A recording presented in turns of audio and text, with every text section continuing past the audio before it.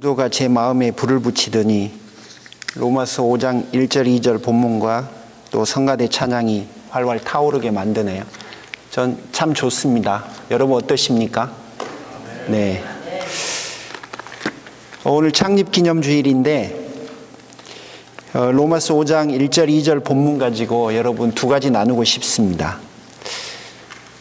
우리 선조들은 여러 가지 실수를 했지만 그 중에 환경을 보호하는 것들보다도 경제적 개발을 더 중시했던 것이 참 어쩔 수 없는 선택이었겠지만 그럼에도 불구하고 후손들이 짊어져야 될 짐은 굉장히 큽니다. 오존층이 파괴되어서 지구온난화가 가속되었고 그래서 이곳저곳에서 이상기온들이 발생하고 있습니다. 그럼 남극 지역에는 오존층이 파괴되어서 자외선이 바로 들어온대요. 그러니까 그 자외선이 또 온 세상이 하얘니까 또 반사를 시켜서 거기에 많이 노출되면 눈동자의 색깔이 변해버린답니다. 우리가 사는 이 동네도 겨울이면 우기해야 되는데 겨울에 비가 별로 오지를 않습니다. 그래서 우리는 다른 주에서 물을 사오든지 아니면 또 잔디에 물을 주지 말라고 하고 그런 삶을 살고 있습니다. 조금은 다른 이야기지만 한국에서는 미세먼지 때문에 여러분 이제는 마스크가 필수품입니다. 여러분이 만약에 봄에 한국을 가시고 싶으시다면 꼭 이곳에서 미세먼지 마스크를 꼭 사가셔야 합니다. 한국 게 더 좋다고 그러는데 제가 보니까 한국 분들이 여기서 직접 구입해 갖고 사용하시는 분들도 굉장히 많으시더라고요. 몽골은 그 미세먼지 때문에 어린아이들이 폐질환으로 꽃도 피워오지 못하고 잠들어가고 있습니다. 이게 바로 선조들이 하셨던 실수의 영향이라고 봐야 할 것 같습니다. 이제는 우리가 그 실수를 답습하면 안 되잖아요. 그래서 요즘 많은 노력들을 합니다. 오존층 파괴의 주범이 프레온가스라고 해서 프레온가스를 쓰지 않기로 결의를 하고요. 그리고 점점 석탄 연료들을 줄여가고 있습니다. 물론 그 결정에는 수많은 희생들이 따르고 또 고단한 여정이 필요한 건 사실입니다. 그래서 환경도 조금씩 회복되어져 가고 있다고 합니다. 이렇게 한번 생각해 봤습니다. 우리 교회가 지난 14년 걸어왔는데 분명 우리 교회가 교회 역사에 남긴 과오들도 있을 것이다. 아마 우리가 남긴 그 과오 때문에 후세대가 감당하기 힘든 가혹한 유산을 남기게 될 수도 있다. 하지만 오늘은 설교입니다. 설교라서 이와 관련된 구체적인 대화를 제가 진행하기는 무리가 될 것 같습니다. 그러나 여러분 우리가 이 부분에 대한 진지한 고민들과 또 그 고민들에 대한 해결책을 찾는 노력들을 위한 자리를 만들어야 될 것 같습니다. 오늘은 축하해야 될 날이니까 반대로 한번 생각을 해봤습니다. 자, 그러면 우리가 어떤 모습을 보이면 후세대에게 또 우리의 자녀들에게 귀한 교회의 유산 혹은 믿음의 모범이라고 하는 걸 보여줄 수 있을까?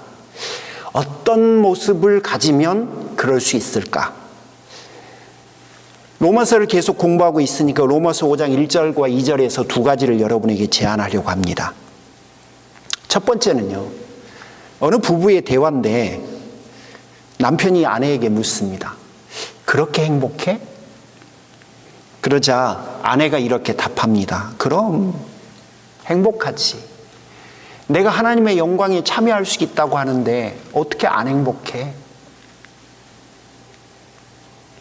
두 부부의 대화가 이어져요. 남편이 이렇게 말을 하죠.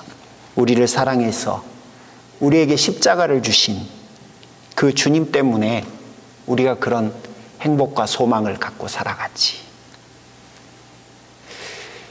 여러분 부부간에 이런 대화가 이어진다면 이보다 더 귀한 유산이 어디 있을까요? 만약에 교회 안에서 이런 대화들이 전개된다면 여러분 얼마나 행복하겠습니까? 또 그 대화에 얼마나 깊은 소망이 남겨져 있나요? 너무 좋을 것 같아요. 여러분도 이 부부처럼 행복하십니까? 전 여러분이 이 부부들처럼 이런 행복을 가지셨으면 좋겠습니다. 하나님 나라 때문에, 하나님 나라 복음 때문에, 또 주님 때문에 전 여러분이 행복하셨으면 좋겠어요. 목사님, 행복할 만한 여건이 돼야지요. 목사님이 우리에게 그런 행복을 선물해 주셔야죠. 여러분, 다양한 이야기들과 생각들이 있으실 겁니다. 하지만 여러분, 우리에게 주는 행복은 목사인 제가 여러분에게 드리는 게 아니고요, 주변에 앉아 계신 분들이 드리는 게 아닙니다. 그리고 세상이 여러분에게 가져다 주는 게 아니라요, 여러분이 알고 계시는 그 하나님 나라 복음이 여러분에게 가져다 주는 겁니다. 그리고 여러분이 섬기고 계신 그 주님께서 여러분에게 가져다 주시는 겁니다. 우리가 행복해질 수 있는 것은 그 주님이 우리에게 가져다 주신 하나님 나라의 복음이 어떠한 건지를 이해하고 받아들이고 그것들을 내가 순종함으로 누리면 행복해질 수 있는 겁니다.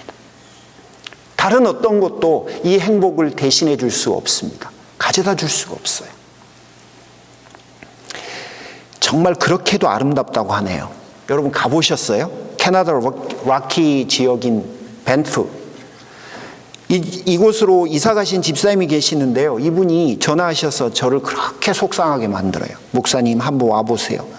아침마다 행복해요. 창문을 열면 그 창문으로 들어오는 신선한 공기가 저를 행복하게 만들어주고요.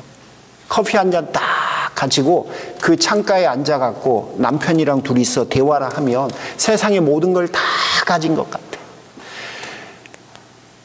아무것도 부러울 게 없어요 라고 하시는 거예요.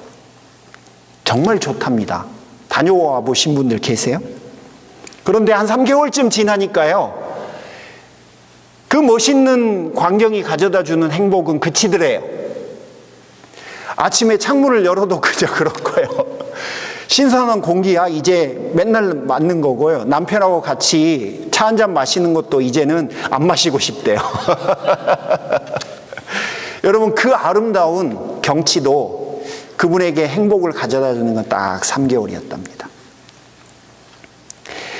제가 대학에 입학을 하니까 저의 핸드라이팅이 좋다고 선배들의 강요에 의해서 제가 논문을 대필한 적이 있습니다. 그때만 해도 논문을 손으로 썼습니다.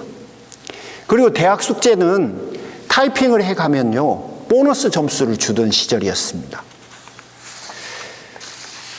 컴퓨터의 저장 장비인 그 플로피 디스크 기억하십니까? 8인치 플로피 디스크가 있었는데 걔는 헐렁헐렁 이랬어요. 그래서 처음에 못 모르고 그냥 막 들고 다니다가 이게 큰일 나요. 그래서 나중에는 두꺼운 책에다 이렇게 잘 넣어갖고 다녀야만 그 안에 있는 문서들이 깨지지 않았습니다. 늘 걱정을 했었던 시절이 있었죠. 그러다가 8인치가 5.25인치를 거쳐서 딱딱한 3.5인치 디스크로 바뀌었습니다. 이거는요, 아무데나 던져도 이상이 없었어요.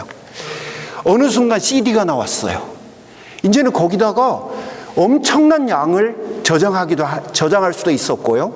CD 이후에는 조그만한 USB가 나와서 한때에는 모든 대학생들이 열쇠고리에다 USB를 끼고 다녔었습니다. 이제 그 USB 너무 촌스럽죠. 아무도 USB를 별로 안 씁니다. 사랑이 어떻게 변하냐고 사람들이 항변해요.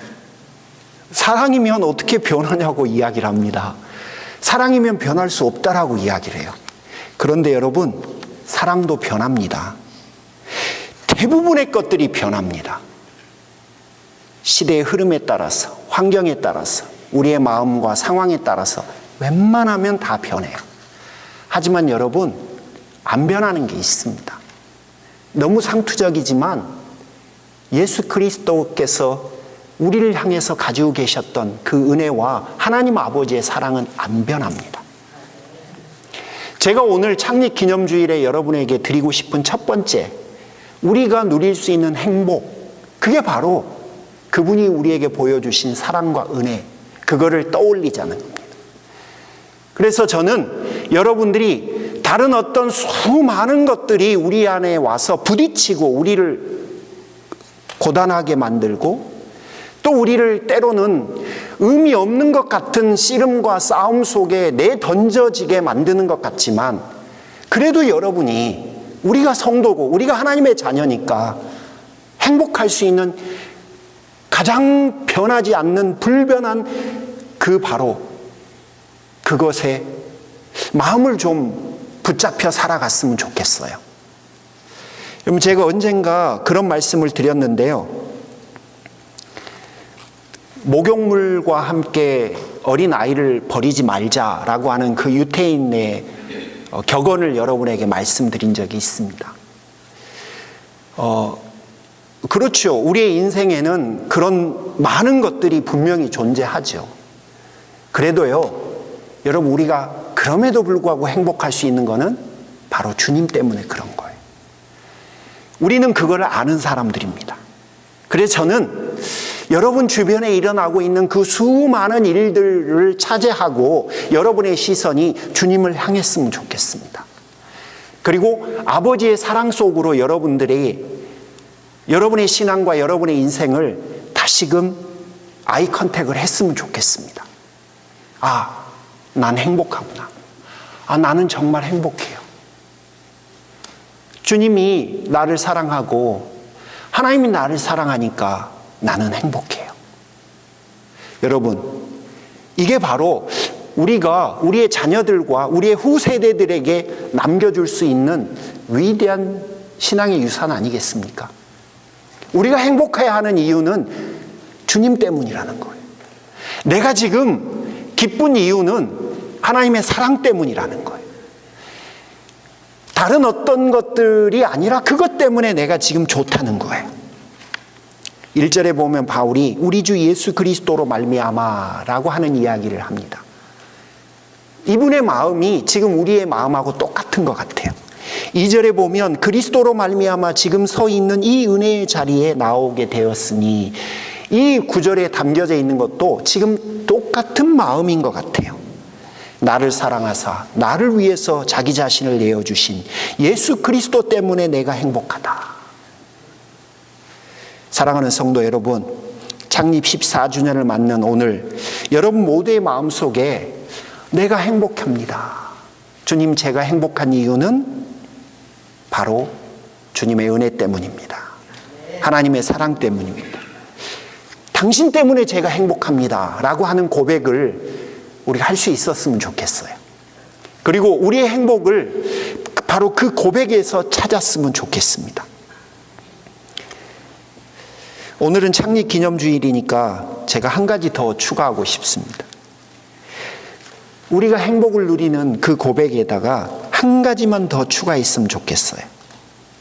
그게 뭐냐면 5장 1절 2절에서 바울의 고백이 있는데 이렇게 계속해서 고백합니다. 첫 번째는 나는 믿음으로 의롭다 하심을 받았습니다. 이 말은 예수님께서 우리의 죄값을 다 치러주셨다는 이야기죠. 두 번째, 그는 이렇게 덧붙입니다. 나는 하나님과 화평을 누리게 되었습니다.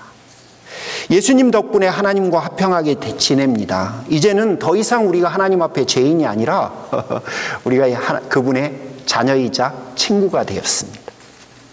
어머님의 품에 안긴 어린 아이와 같이 우리는 안전하고 우리의 구원은 확실합니다. 이게 바로 하나님과 우리가 화평을 누리고 있다는 바울의 고백에 담겨져 있는 의미입니다.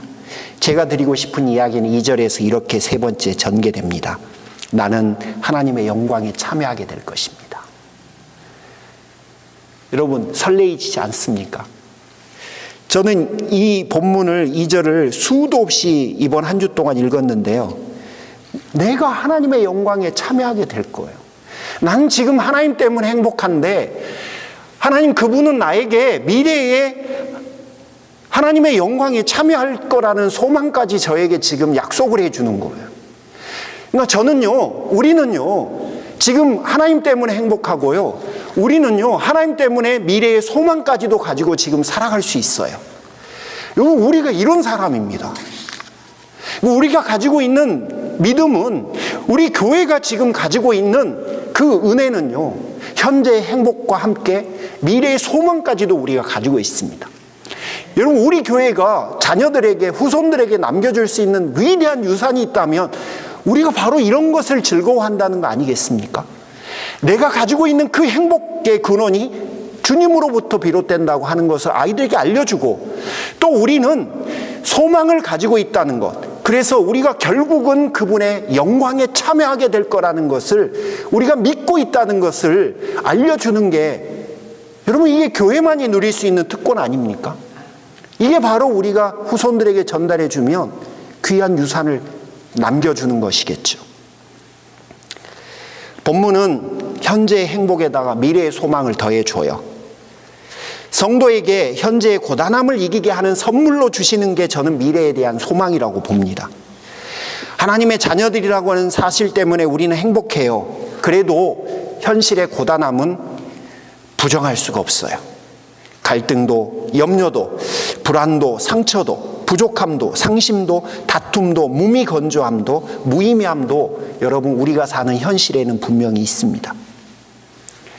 행복하지만 현실은 현실입니다. 우리는 날마다 눈을 뜨면 그 현실에 직면해야 하고, 또 피하고 싶어도 피할 수가 없습니다. 그때 그런 우리를 향해서 주신 선물이 바로 소망이라는 겁니다. 그 소망은 우리의 지친 무릎에 다시 힘을 줍니다. 그러나 그 소망을 위해서 우리가 한 가지 싸워야 할 게 있는데요, 바로 현실이 우리에게 날마다 가져다 주는 불신과 맞서서 싸워야 합니다. 염려하게 만들고, 우리를 교만하게 만들고, 또 내 자신을 불안하게 만들고, 때로는 나를 탐욕하게 만들고, 낙심하게 만들고, 조급하게 만들고, 그런 여러 가지 수많은 상황들 속에서 우리는 하나님께서 그분의 의지와 능력으로 이 모든 상황을 이끌어 주실 거라고 하는 믿음을 가지고 살아야 우리의 그 소망이 온전해질 수 있습니다. 우리가 살아가는 그 삶의 상황 속에서 자연스럽게 생겨나는, 나도 모르게 내 안에서 형성되어져 버릴 수밖에 없는 그 불신들을 하나님이 오늘 우리에게 주신 약속을 신뢰하는 것으로 이끌어 가야만 해요.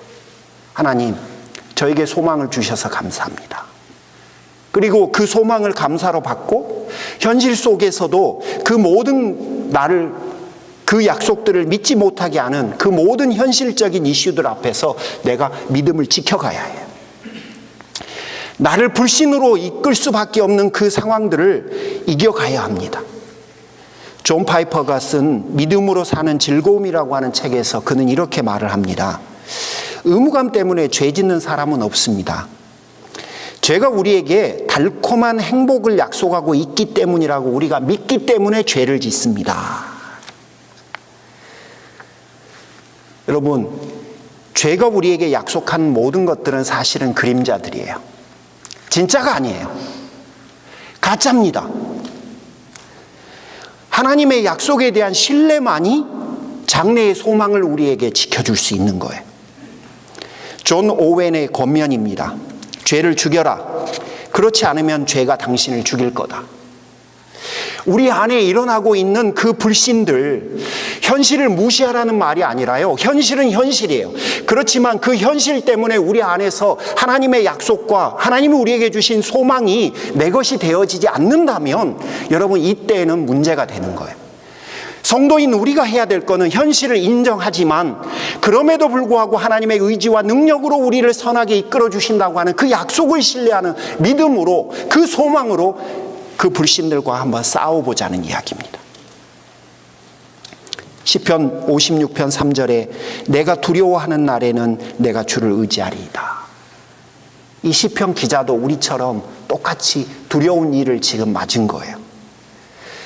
그런데 그가 하나님 앞에서 컨펌합니다. 내가 두려워지면 더 내가 하나님을 의지하리이다. 베드로가 베드로전서 5장 7절에서 이렇게 권면합니다. 염려가 생기느냐? 너희 염려를 다 주께 맡기라.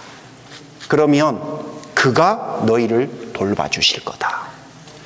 여러분, 염려가 안 생기는 인생은 없습니다. 불신이 안 생기는 인생은 존재하지 않습니다. 우리가 아무리 주님 때문에 행복하다고 해도요, 우리 앞에 놓여 있는 수많은 대적들의 시험과 어려움들과 또 실존적 고통들은 우리를 피해가지 않습니다. 그때 여러분 떠올려 주십시오. 하나님께서 자녀들에게 주신 미래에 대한 소망이 있습니다. 그 소망을 신뢰함으로 우리 안에서 일어나는 수많은 불신들과 한번 싸워 보십시오. 그때 여러분이 주님의 도우심을 경험하실 겁니다. 우리 교회가 14살이 되었습니다. 14년 전에 교회를 시작하게 해주신 은혜, 함께 웃고 울게 해주시며 지금까지 있게 해주신 그 은혜, 우리를 하나님의 교회 되게 해주신 부르심 때문에 우리는 행복합니다. 크건 작건 그런 것과 상관없이 교회이기 때문에 우리는 행복합니다. 내가 지금 얼마나 훌륭한 신앙이고 얼마나 성숙해져 그런 것 뛰어넘어서 여러분 우리 모두가 지금 함께여서 행복합니다. 제가 이번 한 주 동안 제 마음속을 지배했던 그분의 마음이 이런 것 같아요. 제가 잘 표현할 수 있을지 모르겠는데요. 제 마음속에 이런 생각들이 많이 들었어요. 하나님은요, 하나님의 자녀들인 우리가 고장났다고 새 것으로 바꾸지 않습니다. 그분은요, 못 쓰게 됐다고 우리를 버리고 새 걸 가져다가 쓰는 분이 아니라는 거예요. 적어도 제가 성경이나 제 개인의 삶 속에서 만난 하나님은요, 고장났으면 고쳐주시는 분이라는 거예요. 버려버리고 다른 더 멋진 것을 가져와서 그 자리를 대신케 하시는 분이 아닌 것 같아요. 그분은요, 우리를 고쳐가시고 또 우리가 고쳐져 가는 것을 보면서 기뻐하시는 분 같아요. 사랑하는 성도 여러분, 그분이 우리의 고장난 모습을 보면서 아파하시겠지만 분명히 우리가 다시 수리를 마치고 앞으로 나아가시는 모습을 계속 보고 싶어 하실 거예요. 여러분 안에 부족한 모습이 있고 제 안에 부족한 모습이 있어도 그분은 그렇게 봐주실 거예요. 그래서 저는 그분 앞에서 평안을 누리고 안전합니다. 사람들은 저의 부족함을 보지만 그분은 저의 아픔을 봐주는 거거든요. 그래서 저는 적어도 사람들 앞에서는 위축되고 불안하고 또 좁아지지만 작아지지만 하나님 앞에서는 평안합니다. 여러분, 우리 교회가 두 가지를 가지셨으면 좋겠어요. 그분 때문에 누리는 행복, 두 번째는 그분이 우리에게 주신 소망을 가지고 우리가 살아가면 여러분 진짜 멋진 교회 또 멋진 성도가 되지 않겠습니까? 저는 14주년을 맞는 오늘 아침에 여러분에게 그 두 가지를 권면하고 싶어요. 우리가 자손들과 자녀들에게 물려줄 수 있는 위대한 유산은 그 두 개 같아요. 다른 건 아니라 내가 주님 때문에 행복해하는 모습과 두 번째는 그분이 나에게 주신 미래의 소망 가지고 현재를 이겨가며 살아가려고 하는 모습, 그 두 가지를 갖는 게 교회가 가질 수 있는 위대한 유산 아닐까 싶습니다. 여러분, 우리 교회 그런 교회 됐으면 좋겠습니다. 여러분, 저희들 모두가 그런 성도들이 되셨으면 좋겠습니다. 기도하겠습니다. 주님, 너무 감사합니다. 지난 14년 동안 저희들과 함께 하시고 또 우리를 붙들어 주셔서 감사합니다. 부족함이 많이 보이셨겠지만 버리지 아니하시고 고쳐가시며 온전함을 향해서 나아가게 하시니 주여 참으로 감사합니다. 여전히 우리 안에는 부족함이 있고 여전히 우리 안에는 모함이 있습니다. 그럼에도 불구하고 주님 공동체로 존재하게 하시고 부드러운 시선으로 서로를 축복하며 때를 기다려주고 또 주의 이름으로 기도해 줄 수 있는 그런 귀한 공동체 또 성도들 허락해 주셔서 참으로 감사합니다. 거기다가 주님 은혜가 우리 안에 있음을 믿사오니 더욱더 기쁨과 감사를 금할 길이 없습니다. 지금까지 헌신하고 섬겼던 귀한 주의 종 장효수 목사님을 기억해 주시고 또 이제는 새로운 곳에서 새로운 영혼들을 섬기기로 결단하였사오니 또 그렇게 보내심을 허락하셨사오니 주여 사랑하는 목사님에게 은혜와 또 놀라운 은혜와 또 놀라운 은혜들을 날마다 더하셔서 그곳에서 하나님의 아름다운 일들이 이루어지게 하옵소서. 그곳에서도 아름다운 믿음의 고백들이 가득 흘러넘치게 하옵소서. 주님, 지금까지 14년 동안 수많은 믿음의 선진들이 하나님의 교회를 섬겼고 또 지금 이 시간도 최선을 다해서 마음속에 불안함과 두렵고 떨림까지도 가지면서 정말로 100%, 110% 열심을 내어가는 주의 백성들을 마음껏 축복하시고 그들의 섬김을 통해서 하나님의 하나님 되심과 하나님 나라의 복음이 하나님 나라를 통해서 하나님의 교회를 통해서 새로워질 수 있도록 역사하여 주시옵소서. 감사합니다. 주님 때문에 행복합니다. 주님 때문에 우리 안에 소망이 있습니다. 예수님의 이름으로 기도 올립니다. 아멘.